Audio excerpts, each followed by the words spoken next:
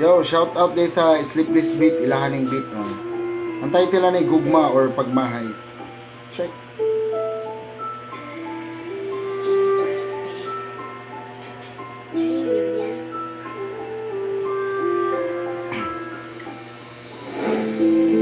Asarang gugma kung ikaw makahumahan. Ayaw ibaylo ang gugma sa imong ginikanan.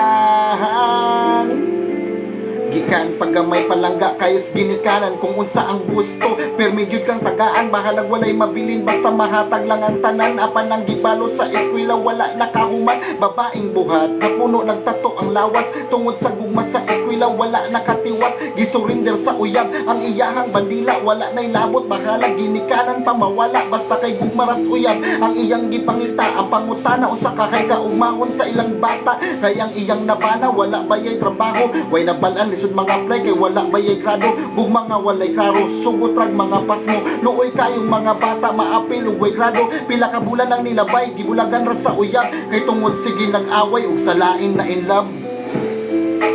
Asarang gugma kung ikaw makahumahan. Ayaw ibaylo ang gugma sa imong ginikanan.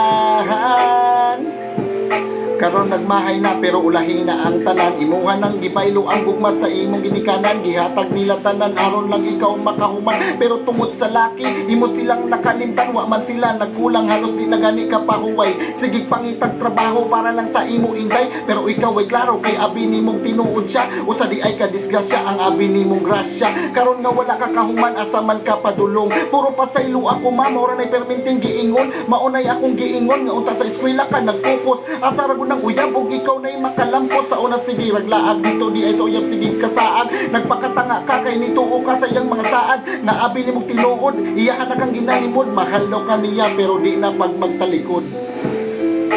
Asarang gugma kung ikaw makahumahan. Ayaw ibaylo ang gugma sa imong ginikanan. Iyara kang biyaan pag makuha na niyang tanan. Gugma, gugma.